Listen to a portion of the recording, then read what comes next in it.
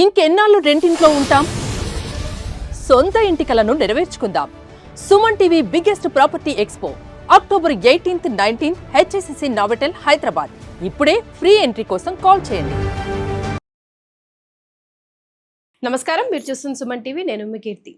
నరక చతుర్దశి దివాళీ రోజున మనం చేయాల్సిన పూజలు కానివ్వండి, ఆచరించాల్సిన విధి విధానాలు కానివ్వండి, ముఖ్యంగా ఆ రోజు తినాల్సినవి తినకూడనివి, అభ్యంగన స్నానం ఏ రోజు చేయాలి ఈ 2 రోజుల్లో, ఇలాంటి అనేక ప్రశ్నలకి సమాధానం తెలియజేయడానికి ప్రముఖ ఆస్ట్రాలజర్ బ్రహ్మశ్రీ నందిబట్ల శ్రీహరి శర్మ గురువు గారు ఉన్నారు. నమస్తే గురుగారు. వాగర్థావివ సంపృక్తౌ వాగర్థ ప్రతిపత్తయే జగతః పితరౌ వందే పార్వతీ పరమేశ్వరౌ. ఆదిత్యాయ చ సోమాయ మంగళాయ బుధాయ చ గురుశుక్ర శనిభ్యశ్చ రాహవే కేతవే నమః. శృంగేరి జగద్గురు పీఠాధిపతులకి, కంచిపీఠాధిపతులకి నమస్కారములు తెలియచేసుకుంటూ కార్యక్రమాన్ని ప్రారంభిద్దాం. గురుగారు, ముఖ్యంగా అభ్యంగన స్నానం మరి 5 రోజుల్లో ఏ రోజు చేసుకోవాలి, ఏ సమయంలో చేసుకోవాలి, ఎలా చేసుకోవాలి గురుగారు శాస్త్రీయంగా? అభ్యంగన స్నానం అనేటువంటిది చతుర్దశి తిథి రోజున జరుపుకోమన్నది. కాబట్టి ఇది ఎప్పుడూ కూడాను సూర్యోదయం కంటే ముందే ఈ యొక్క అభ్యంగన స్నానం ఆచరించాలని శాస్త్రం. వీక్షించేటువంటి ప్రేక్షకులు కూడా చాలా జాగ్రత్తగా గమనించండి. ఈ నరక చతుర్దశి రోజున సూర్యోదయం కంటే ముందే అభ్యంగన స్నానం ఆచరించాలి. అయితే ఈ తెలంగాణ ప్రాంతంలో ఎక్కువగా హారతులు తీసుకునే ఆచారం ఉంటుంది. ఆంధ్ర ప్రాంతంలో ఉండదు, కేవలం అభ్యంగన స్నానం చేస్తారు.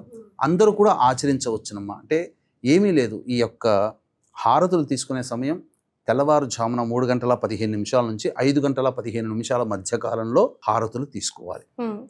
అంటే ఈ హారతులు కూడా దీని యొక్క చాలా విశేషం ఉందమ్మా. ఏంటంటే ఇంట్లోని మగవాళ్ళందరూ కూడా, పిల్లలు నుంచి పెద్దల వరకు అందరూ మగవాళ్ళు తూర్పు ముఖంగా కూర్చోవాలి. తరువాత ఇంట్లోని ఆడవాళ్ళు, భార్య, తల్లి, కోడలు, చెల్లెలు, మనవరాళ్ళు వీళ్ళందరూ కూడా చక్కగా అందరికీ కూడా మాడులో, ఈ యొక్క మాడు స్థానం ఉంటుంది ఇక్కడ, నువ్వుల నూనె అద్దేవాళ్ళు ముఖ్యంగా అందరికీ కూడా, ప్రతి స్త్రీమూర్తి ఇంట్లో ఉన్నటువంటి కుటుంబ సభ్యులైనటువంటి మగవాళ్ళకి అద్దుతారు, చిన్న పెద్ద తేడా అనేది లేకుండా. తదనంతరం బియ్యం పిండిని మనం ముద్దగా చేసి నీరు కలిపితే ముద్ద అవుతుంది. దానికి పసుపు కుంకుమ అలంకరించి అందరూ కూడా ఎంతమంది ఆడవాళ్ళు ఉన్నారో అన్ని ముద్దలు తయారు చేసుకునేవాళ్ళు. చేసుకొని ఒక్కొక్కరు వాళ్ళ కుటుంబ సభ్యులందరికీ కూడా 3 సార్లు క్లాక్ వైజ్ డైరెక్షన్గా, మళ్ళీ 3 సార్లు యాంటీ క్లాక్ వైజ్ డైరెక్షన్గా ఈ శిరస్సు చుట్టూ కూడా దిష్టిలాగా తీసే విధానంగా చేసి మళ్ళీ దిగదురుపుగా చేసి అది పక్కకు పెట్టేవాళ్ళు. తదుపరి హారతి ఇచ్చేవాళ్ళు మగవాళ్ళకి. తద్వారా వాళ్ళకి పట్టినటువంటిది, ఎందుకనంటే దీంట్లో అంతరార్థం ఏంటంటేనమ్మా, ఒక నెగిటివ్ ఎనర్జీ అనేటువంటిది మానవుడికి ఫామ్ అవుతుంది. ఇటువంటి సందర్భంలో హారతులు, ఈ దిష్టి తీయడం లాంటిది, నువ్వుల నూనె అద్దడం, తద్వారా ఏమవుతుందనంటే బాడీకి ఉన్నటువంటి ఒక ఆరా అనేది సైన్స్ చెప్తుంది కదా, ఆ ఆరా అనేటువంటిది సర్క్యులేట్ అయిపోయి చక్కగా క్లియర్ అవుతుంది. తద్వారా మనకున్నటువంటి నెగిటివ్ ఎనర్జీ మన బాడీలోంచి వెళ్ళిపోతుంది. తర్వాత ఇందులో ఒక ఆనందకరమైనటువంటి, సంతోషకరమైనటువంటి పద్ధతి ఏం చెప్పారనంటే, ఈ విధమైనటువంటి ఆరోగ్యాన్ని అందించే విధంగా మీకు చెప్పారు కాబట్టి చక్కగా మగవాళ్ళందరూ కూడా ఆడవాళ్ళకి తమకి ఇష్టమైనటువంటి డబ్బుని హారతి పళ్ళెంలో పెట్టేవాళ్ళు.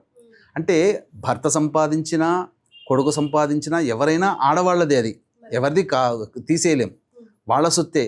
కానీ ప్రత్యేకించి ఆ యొక్క స్త్రీమూర్తి ఆనందాన్ని పొందుతుంది ఆ హారతి పళ్ళెంలో డబ్బు వేయడం ద్వారా, తాను సంపాదించిన డబ్బుగా సంతోషంగా ఫీల్ అవుతుంది. కాబట్టి ఆ సంతోషం అనేటువంటిది ఆ మగవాళ్ళు ఎవరైనా కళ్ళల్లో చూడాలంటే ఆ సమయంలో వాళ్ళ కళ్ళల్లో చూస్తేనే తప్ప, అనుభవిస్తే తప్ప మాటల్లో చెప్పలేము ఆనందాన్ని. స్త్రీమూర్తికి ఆ కంటిలో వచ్చే ఆనందాన్ని చూడలేం, చూసి ఆనందించాల్సింది, చెప్పడానికి మనకు మాట రాదు, అంతగా ఆనందపడిపోతారు ఆడవాళ్ళు. ఇక తదనంతరం 5 గంటల 15 నిమిషాల నుంచి 6 గంటల 11 నిమిషాల సమయం లోపల అందరూ కూడా స్నానం ఆచరించాల్సిందే. ఒంటికి చక్కగా నువ్వుల నూనె అభ్యంగన అనగా దట్టించుకొని స్నానం ఆచరించాలి. శాస్త్రం ఏం చెప్పబడి ఉందనంటే, ఎవరైతే ఈ యొక్క నరక చతుర్దశి దీపావళి సందర్భంగా సూర్యోదయం కంటే ముందే స్నానం ఆచరిస్తారో, ఈ అభ్యంగన స్నానం ఆచరిస్తారో, వాళ్ళకి నరకలోక ప్రాప్తి అనేటువంటిది ఉండదు అని. అంటే అందరూ ఆచరిస్తారు, అందరూ స్వర్గానికి పోతారా అంటే దీంట్లో అంతరార్థం వేరు, మనం అర్థం చేసుకోవాల్సింది. ఈ దీపావళి సందర్భంగా నరక చతుర్దశి అయినటువంటి అభ్యంగన స్నానం చేసే 20వ తారీఖు ఉంది కదా, ఆ రోజున ఎవరైతే స్నానం చేస్తారో ఆ విధంగా సూర్యోదయం లోపల వాళ్ళకి మళ్ళీ తిరిగి వచ్చే దీపావళి వరకు కూడా ఎటువంటి అపమృత్యు భయ దోషాలు ఉండవు, గండములు దోషాలు ఉండవు అని చెప్పవచ్చు. ఇది శాస్త్రంలో చెప్పబడినటువంటిది. అయితే చాలామందికి కొంతమందికి వీలు పడవచ్చు, వీలు పడకపోవచ్చు. కానీ కనీసము ఈ సూర్యోదయం అయిన 2 ముహూర్తాల లోపల, అంటే 1 గంట లోపలనైనా కానీ స్నానం ఆచరించమని శాస్త్రం చెప్పబడింది. ఎవరైతే సూర్యోదయం అయిపోయి ఒక లగ్నము దాటిన తర్వాత స్నానం ఆచరిస్తారో వాళ్ళకి ఖచ్చితంగా దరిద్ర దేవత ఇంట్లో తిష్ట వేస్తుంది. వాళ్ళకి ఖచ్చితంగా అలక్ష్మి అనేటువంటిది వాళ్ళ జీవితంలో ఎదురు చూస్తుంది అని మనకు శాస్త్రంలో చెప్పబడి ఉందమ్మా. గురుగారు, ముఖ్యంగా ఈ రోజు ఈ పదార్థాలు తినాలి, భోజనంలో ఈ పదార్థాలు యాడ్ చేసుకోవాలి అని చెప్తూ ఉన్నారు. వాటిని కూడా ఒకసారి గుర్తు చేస్తారా?